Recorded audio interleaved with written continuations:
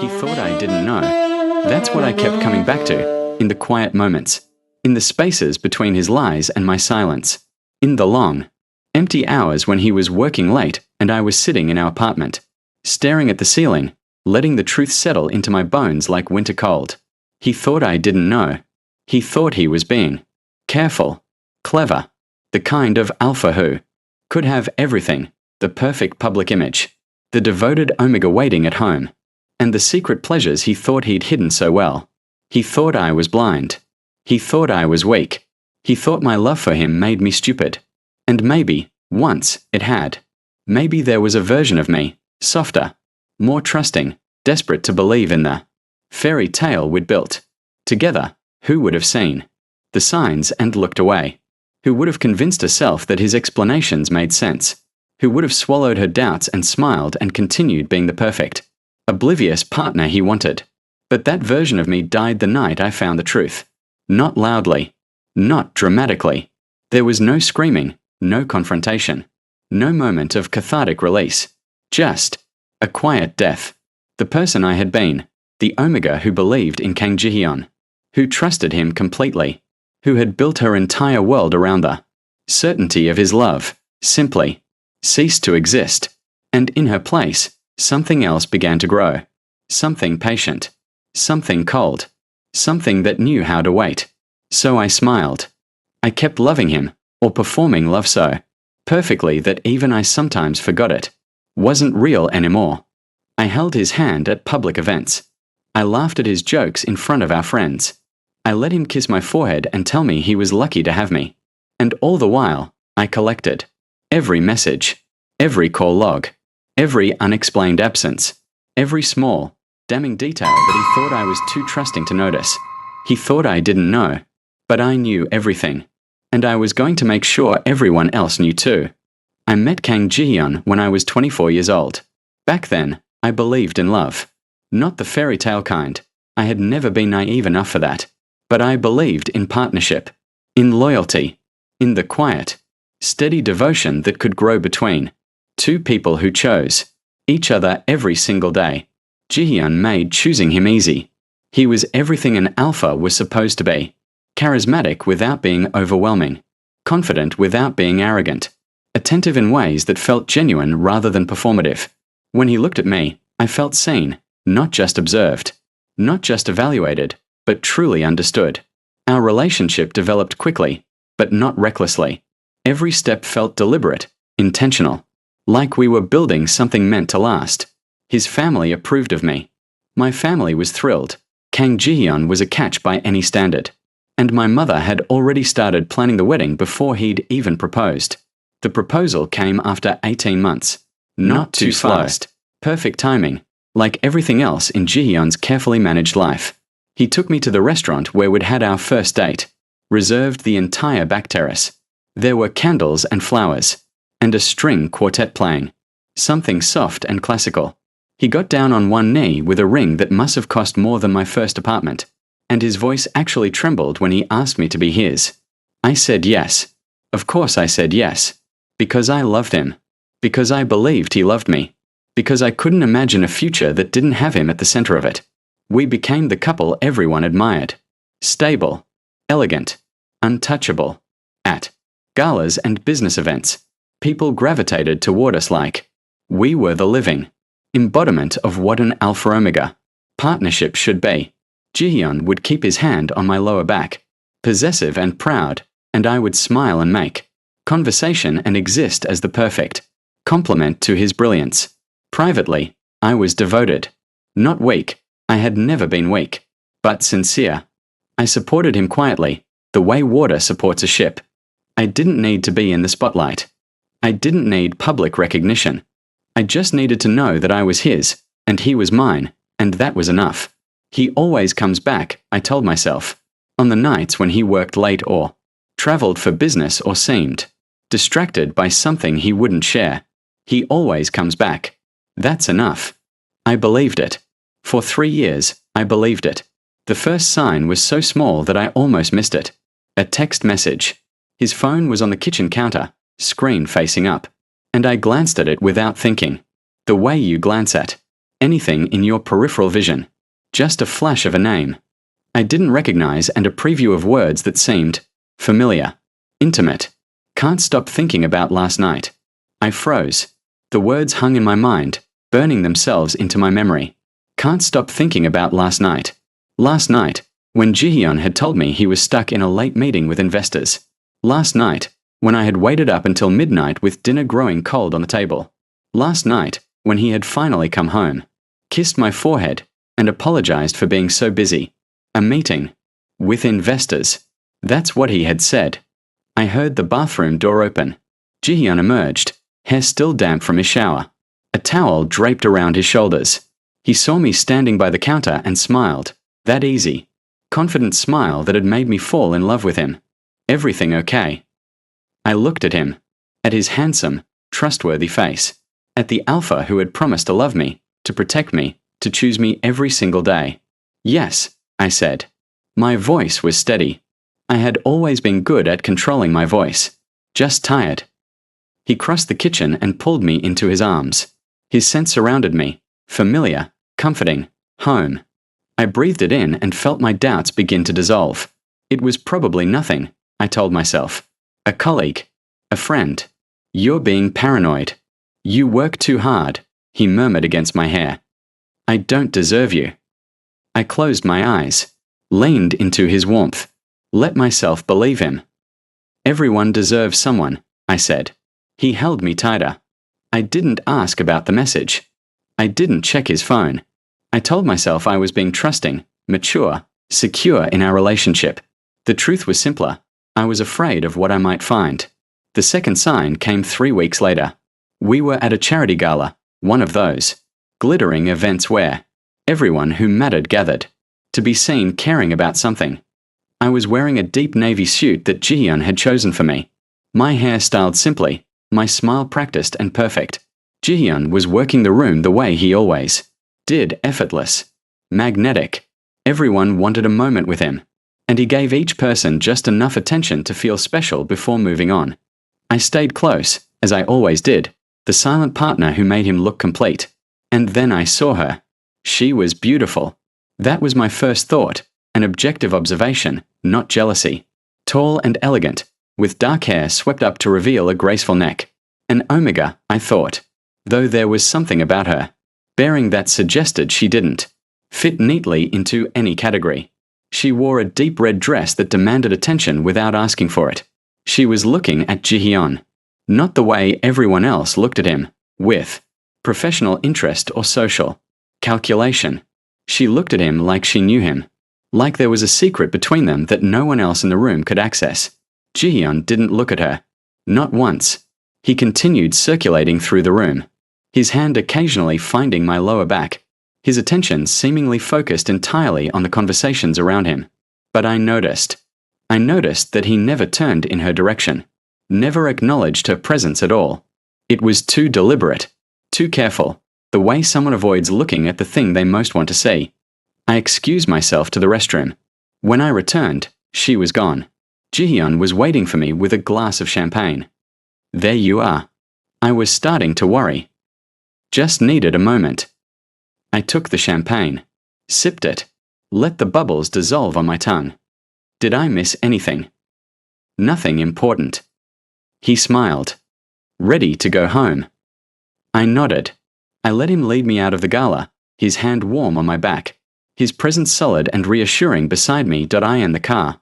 I leaned my head against his shoulder and closed my eyes. You're imagining things. I told myself. You're creating problems where none exist. He loves you. He chose you, but beneath the words, something else was growing. A small, cold seed of doubt that had taken root the moment I saw that text message and was now beginning to sprout. I didn't water it. I didn't acknowledge it. But it grew anyway.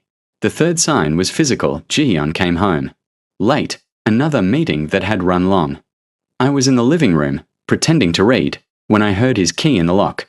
I looked up, my omega instincts already reaching toward him, seeking the familiar comfort of his presence. He walked in looking tired, plausible. His tie was loosened, his hair slightly disheveled, his expression the carefully curated exhaustion of a man who had been Working too hard. Long night. I asked. You have no idea. He crossed to the couch and dropped down beside me, his weight sinking into the cushions. The investors are being impossible. I swear, if I have to explain the same projections one more time. He kept talking. I stopped listening, because there was a scent on him. Faint. Almost imperceptible. If I hadn't been paying attention, if I hadn't been looking for something wrong, I never would have noticed it. It was mostly buried beneath his own scent. His cologne, the generic smells of the city. But it was there. Omega. Sweet and floral and unmistakably not mine. Something cold settled in my chest. Not anger. Not yet. Just confirmation. The seed of doubt had grown roots, and those roots were now wrapping themselves around my heart. Hain.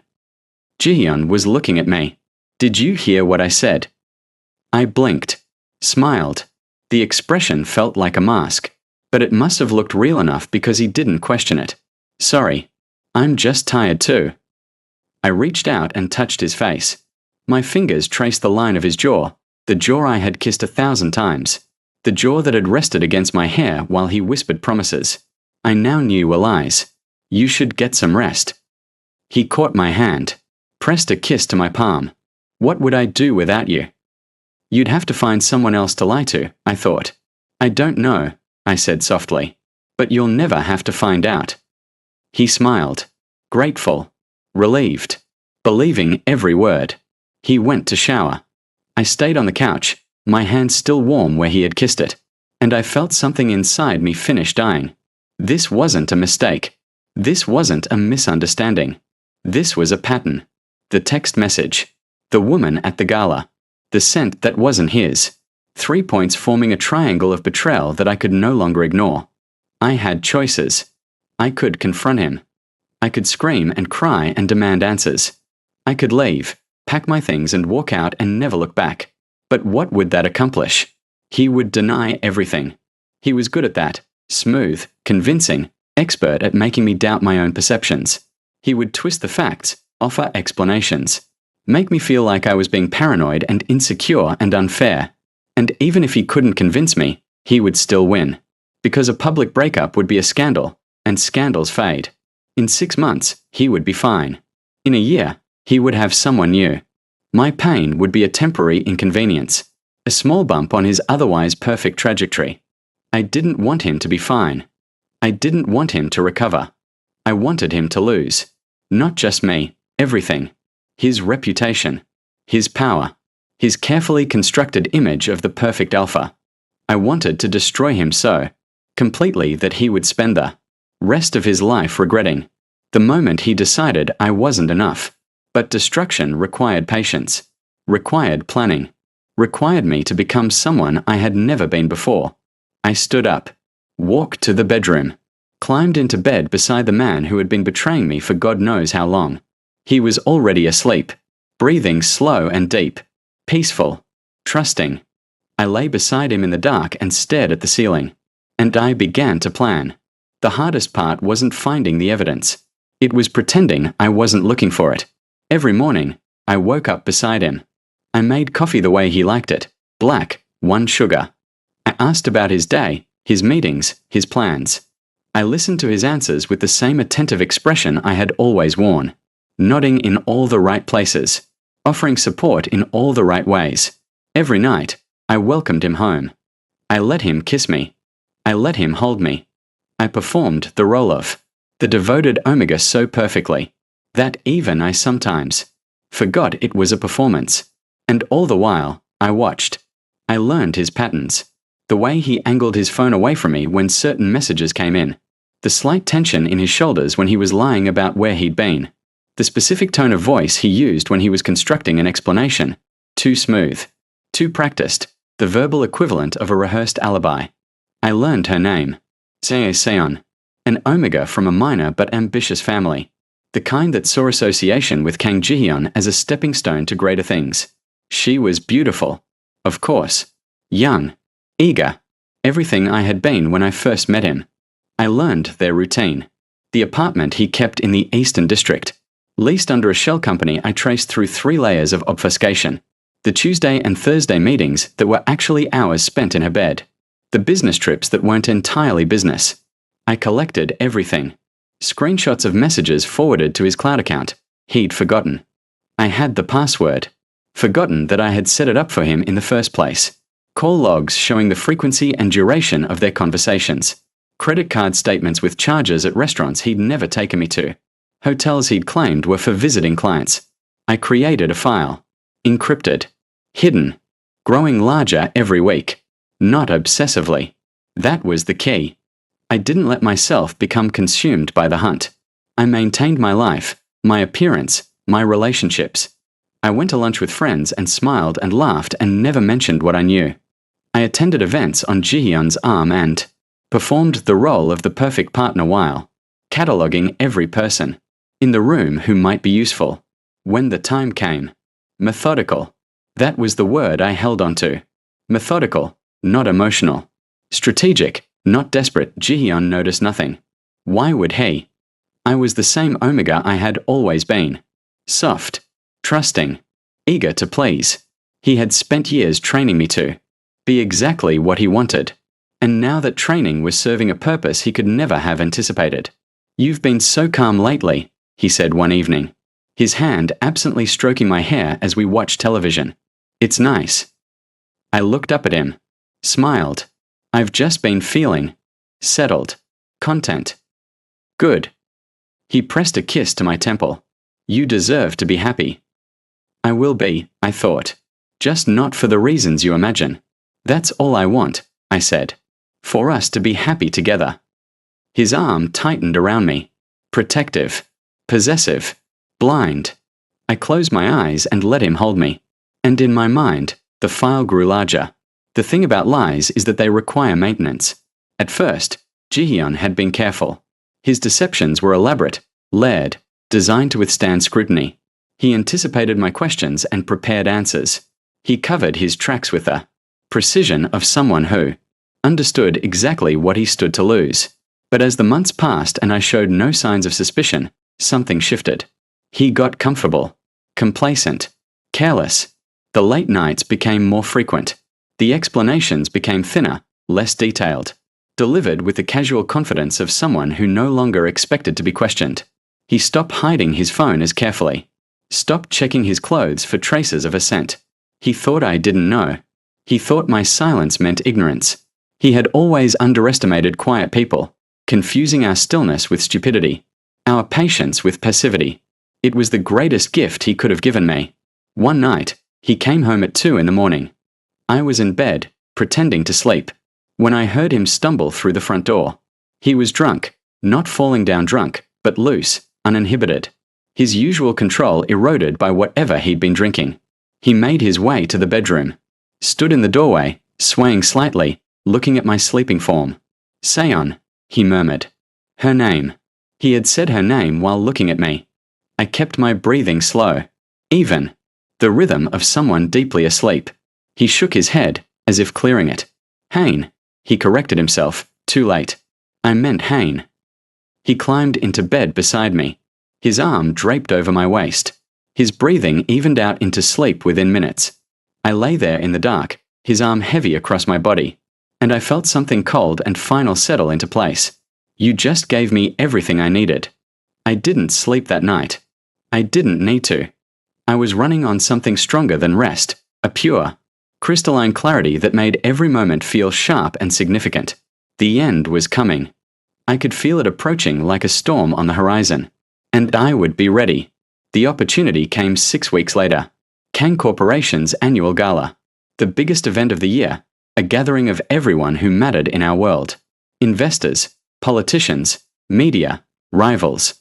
All of them would be there, dressed in their finest, performing their own versions of perfection. Jihyun had been preparing for months. This gala was more than a party. It was a statement, a demonstration of his power, his influence, his untouchable position at the top of our social hierarchy. He had been working the phones, curating the guest list, ensuring that every detail would reflect exactly the image he wanted to project. He didn't know that I had been preparing too. The week before the gala, I made my final arrangements. The file, now hundreds of pages of evidence, was copied to multiple secure locations. I had identified the key people who needed to see it: journalists with integrity, rivals with grudges, allies whose loyalty to Jihyun was contingent on his reputation remaining spotless. And I had identified Seo Taeyoon. Taeyoon was Jihyun's longest-standing competitor. Not an enemy, exactly. They moved in the same circles, attended the same events, performed civility while everyone knew the rivalry simmered beneath. Taeyoon was cold where Jihyun was charismatic, calculating where Jihyun was impulsive, patient where Jihyun was hungry. He was also, I had come to believe, the only person in our world who might understand what I was about to do. I requested a meeting through intermediaries, private, discreet, the kind of meeting that would never appear on any official calendar. He agreed. We met in a tea house in the old district. Private room. Paper screens. The soft sound of water somewhere. Taeyoon was already there when I arrived, sitting with perfect stillness, his dark eyes watching the door. Yoon Hain, he said as I entered. Not a question. Kang Ji-yeon's Omega. Not his, I said quietly. Not anymore. I'm not sure I ever was. Something flickered in his eyes. Interest, maybe. Or recognition. Sit, he said. Tell me why you're here. I Saturday. I told him. Not everything, not yet, but enough. Enough for him to understand what I knew, what I had gathered, what I intended to do. When I finished, he was silent for a long moment. You're asking me to help you destroy him. I'm asking you to be present when it happens, to confirm what I reveal, to make sure there's no room for denial. And what do I get in return? I met his eyes, held them. You get to watch your longest rival fall. You get to be the one who stood on the right side of history when the truth came out. And you get. I paused. You get the satisfaction of knowing you helped someone who was wronged find justice. His mouth curved, just slightly. Not a smile, something sharper. You're not what I expected, he said. What did you expect? Someone broken. Someone desperate. Someone looking for an alpha to save them. He tilted his head. You're none of those things. No, I agreed. I'm not. He was quiet for another moment. Then he nodded once. I'll be there. I'll confirm whatever you reveal. But understand this, Yoon Hain. If you do this, there's no going back. You'll be ending not just his reputation, but your own position in this world. People will fear you. They'll wonder what else you're capable of. I know. And you're willing to pay that price. I thought about the text message, the scent that wasn't his, the way he had murmured her name while looking at me. Yes, I said. I'm willing. Taeyoon studied me for a long moment. Then he raised his teacup in a small, deliberate salute. Then let's watch him burn. The night of the gala arrived draped in gold and crystal. The venue was the Grand Celestial Hall, a historic building transformed for the evening into a cathedral of wealth and power. Chandeliers dripped from the ceiling like frozen fireworks. Flowers cascaded down marble columns. A string orchestra played something elegant and unobtrusive, providing a soundtrack for the careful dance of social performance. I dressed with deliberate care. A deep burgundy suit, not Jihyun's preference, which would have been something softer, more traditionally Omega. This color was bold, striking, the color of blood and wine and quiet defiance. I looked in the mirror and barely recognized myself. Not because I looked different, my features were the same. My hair styled simply, my makeup subtle. But there was something in my eyes that hadn't been there before. Clarity. I was ready. Jihyun met me at the entrance to the hall. His eyes swept over me, and I saw a flicker of surprise at my choice of color. But he said nothing. Tonight was too important for petty criticisms. You look beautiful, he said. Automatic. Practiced. Thank you. I took his arm. Smiled. You look handsome, as always. He kissed my cheek. We walked into the gala together, the picture of the perfect couple, and the crowd parted for us like water around a stone. The next 3 hours were a masterclass in performance. I smiled. I laughed. I made conversation with investors and politicians and people whose names I would forget by morning. I stood at Jihyun's side, my hand occasionally finding his arm. my expression radiating the devoted adoration everyone expected. And all the while, I watched. The room was full of the people I needed. The journalists I had quietly contacted were scattered throughout the crowd, their eyes finding mine with subtle acknowledgement. Taiyun was there too, holding court near the back of the hall, his cold gaze occasionally drifting toward me. The file was ready. Multiple copies. Multiple locations. A single signal would release everything. Jihyun was in his element, working the room, charming everyone, basking in the admiration that he believed was his birthright. He had no idea that every laugh, every handshake, every moment of this carefully orchestrated evening was bringing him closer, to the edge of a cliff he couldn't see. At 10 o'clock, he took the stage. The speeches began, thanking the investors, celebrating the company's achievements, painting a picture of a future even brighter than the present. The audience applauded in all the right places. Cameras flashed. The image of Kang Ji-hyun, successful, respected, untouchable, was being broadcast to the world. I stood near the front, my face arranged in an expression of proud support. And I waited. The speech ended. The applause swelled. Ji-hyun basked in it, his smile wide and genuine, his posture radiating the confidence of a man who believed he had won. He stepped down from the stage. People surrounded him immediately, offering congratulations, seeking his attention, reinforcing the illusion of his invincibility. I moved through the crowd. Slowly, deliberately. My heart was pounding, but my hands were steady. I had waited months for this moment. I would not rush it now. I reached the small raised platform where the orchestra had been playing. The musicians had taken a break, leaving the space empty. Perfect. I stepped up. The movement drew attention. A few people glanced my way, curious. An Omega taking the stage during a pause in the entertainment. Unusual, but not alarming. Then I picked up the microphone that had been left on the piano. The feedback whined softly. More heads turned. Ji-hyun looked up from his conversation. Our eyes met across the room. I saw confusion flicker across his face, then concern, as he registered that something was happening that he hadn't planned. Hein. His voice carried across the sudden silence. What are you? I have something to share. My voice was calm, clear. It filled the hall through the hidden speakers, reaching every corner, every ear. The room went still. Ji-hyun started moving toward me. Hein, whatever this is, we can discuss it privately. No. The words stopped him. We've discussed nothing privately for months. You've made sure of that. Confusion rippled through the crowd.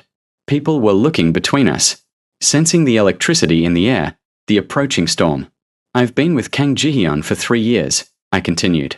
My voice didn't waver. 3 years of trust. 3 years of devotion. 3 years of believing that I was his partner, his equal, his only. I paused. Let the silence stretch. 3 years of lies. Ji-hyun's face went pale. Hyun. Tae-san. The name dropped into the silence like a stone into still water. I saw it hit him. His composure cracked, just slightly, just for a moment, before he forced it back into place. But I had seen. And so had everyone else. I don't know what you're talking about, he said. His voice was steady, but there was something desperate underneath. You're clearly upset. We should. I'm not upset. I smiled. It wasn't a nice smile. I'm informed. I raised my hand. Behind me, one of the large screens that had been displaying company achievements flickered and changed. Text messages appeared. Dozens of them. Intimate. Explicit. Undeniable. His words to her. Her words to him. Dates and times and locations that formed an irrefutable map of betrayal. Gasps rippled through the crowd. Ji-hyun stared at the screen. His face had gone from pale to grey. This is fabricated. Someone is trying to. Call logs. I cut him off. The screen changed again. Hundreds of calls. Late nights. Weekends.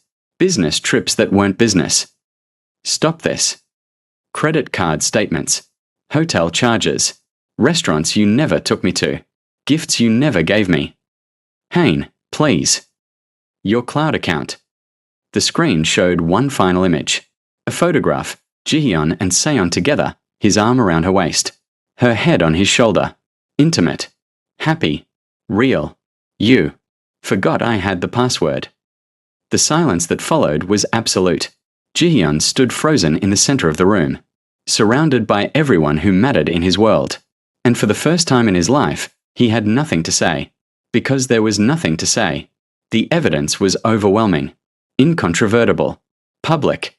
You thought I didn't know. My voice was quiet. Now. Intimate. Meant only for him.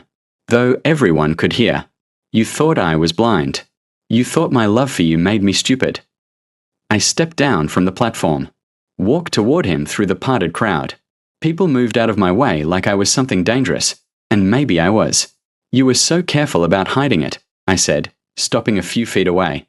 So meticulous. So certain that you could control everything. I met his eyes. Held them. You forgot I was the one closest to you. The words landed like a physical blow. I watched him absorb them. The weight of his mistake. The magnitude of his miscalculation. The complete and utter destruction of everything he had built. Then Seo Taeyoon stepped forward. The movement drew every eye in the room. Taeyoon had been silent all evening. Watching from the edges, waiting for exactly this moment. Everything Yoon Hain has presented is accurate, he said. His voice was cold.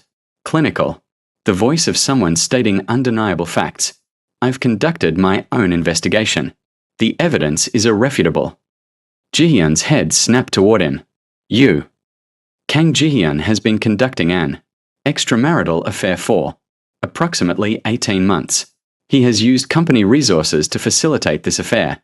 He has lied to his partner, his investors, and his associates. Taeyoon paused. His eyes met Jihyun's. In my professional opinion, he is no longer fit to lead. The words were a death sentence. I watched Jihyun's face as he realized what had just happened. This wasn't just a personal scandal anymore. It was a professional execution. Taeyoon's confirmation meant there could be no denial.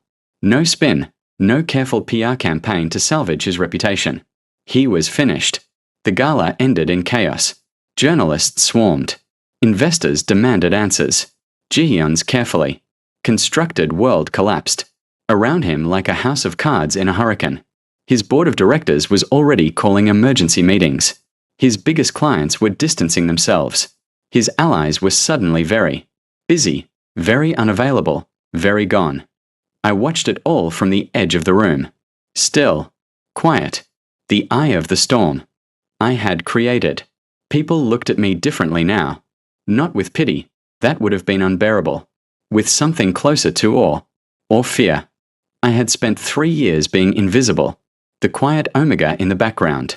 And now everyone in this room knew exactly who I was and exactly what I was capable of. Jihyun found me as the crowd began to thin. He looked broken. His perfect composure was gone, replaced by something raw and desperate. His eyes were red. His hands were shaking. You destroyed me, he said. His voice was hoarse. Everything I built. Everything I worked for. You destroyed it all. Yes. Why? You could have just left. You could have confronted me privately. You didn't have to. You're wrong. My voice was calm. Even. I did have to. Because if I had just left, you would have recovered. In 6 months, you would have been fine. In a year, you would have had someone new. My pain would have been nothing but a temporary inconvenience to you. He stared at me. I needed you to understand, I continued. I needed you to feel what it's like to lose everything. To watch your world collapse and know that you're the one who caused it. To understand that the quiet person you underestimated was paying attention. The entire time. Hain. You murmured her name. The words came out harder than I intended. In our bed. While looking at me. You were so careless, so certain I was asleep, that you said her name. His face crumpled. I loved you. My voice finally cracked. Just slightly. Just enough. I trusted you completely. I built my entire life around you. And you threw it away for someone you didn't even care enough about to protect from this. That's not. I did care about her. Then why didn't you warn her? I asked quietly. Why didn't you tell her what was coming? Why didn't you prepare her for the fact that eventually, Inevitably. The truth would come out. He had no answer. She's going to be caught in this too, I said. Her reputation. Her future. All of it damaged because you were careless with both of us. That's not love, Jihyun. That's not even respect. That's just selfishness. Pure and simple. I turned to leave. Hain. His voice stopped me. I'm sorry. I looked back at him. At the alpha I had loved. At the man who had destroyed us both. I know, I said. But sorry doesn't rebuild what you broke. Sorry doesn't give me back the 3 years I spent believing in a lie. Sorry doesn't make any of this right. I walked away. He didn't follow. The city was beautiful from Tiyun's terrace that we stood together, watching the lights flicker across the river. The distant hum of a world that had already begun to move on. Scandals faded. Reputations rebuilt. People forgot, but I wouldn't forget. What will you do now? Taiyun asked. I considered the question. For months, I had been focused on a single goal. Destruction. Revenge. The careful, patient dismantling of the person who had betrayed me. Now that it was done, I had to figure out who I was without that purpose. I don't know, I admitted. I spent so long planning this that I never thought about what comes after. Taiyun was quiet for a moment. Then he said, You could work with me. I looked at him. Work with you? You're intelligent, strategic, patient in ways most people can't comprehend. You saw what others missed. You waited when others would have acted impulsively. His dark eyes met mine. Those are valuable qualities. I could use someone like you. And what would I do? Whatever you wanted. His mouth curved slightly. I'm not interested in controlling you. Yoon Hain. I'm interested in partnering with you. You've proven you don't need saving. I'm not offering to save you. I'm offering you a place to build something new. I thought about it. The old me, the me from before, would have been afraid. Would have worried about what people would think. What my family would say, whether I was making another mistake. But that version of me was gone. Burned away by betrayal and rebuilt into something stronger. Okay, I said. Taiyun raised an eyebrow. Okay. I'm not promising forever. I'm not promising I'll be what you expect. But I'm willing to try. His smile widened. Just slightly. Just enough. That's all I ask. We stood together in the darkness, watching the city glitter below us. The future stretched out before me, uncertain, unwritten. Full of possibilities I had never allowed myself to imagine. Kang Ji-yeon was somewhere out there, dealing with the wreckage of his choices. Learning, perhaps, what it meant to lose everything because you underestimated the wrong person. I didn't wish him ill. I didn't wish him well. I just didn't think about him at all. That was the real victory. Not the public destruction. Not the revenge. Not even the satisfaction of watching him fall. It was the quiet knowledge that I had taken back my life. My choices. My future. He thought I didn't know. He thought he was careful. He thought my silence meant ignorance. He was wrong about everything. And now everyone knew it.